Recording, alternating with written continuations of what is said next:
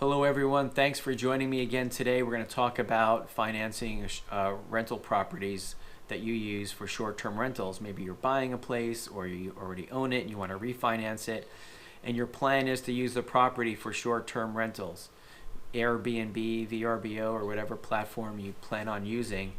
Now, one of the great things about renting a home that way is you have the ability to earn more per month if you're able to rent it out quite a few days. Now, one of the drawbacks on financing it is that not every lender will recognize that type of rental income when looking over your loan application and approving your loan. So some lenders won't do it, and some will. Some lenders that won't do it based on your short-term rental income will do it, but they're going to base it upon your what you could get for rent if you were renting it out to someone who wanted to live there all month long or for a year. So some lenders will just look at the normal rent and will do the loan for you, but then after you close on the home, you can still do short-term rentals with it. So the idea, though, is to find a lender who will take into account what the estimated Airbnb rent will be on the property.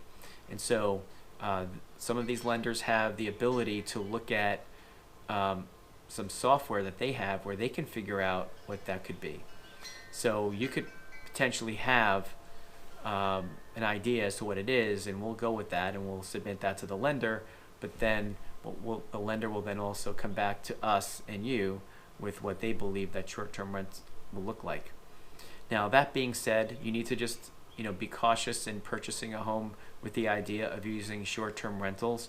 I would recommend that you do it based upon the rent you could get if you were going to rent it out on a monthly or annual basis, to be safe.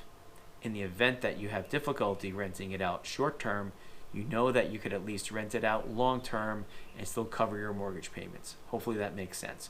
So if you want to get a quote, you want to speak to someone, please visit the link down below in the first pinned comments and also the description at nonprimelenders.com. We'll gladly help you there.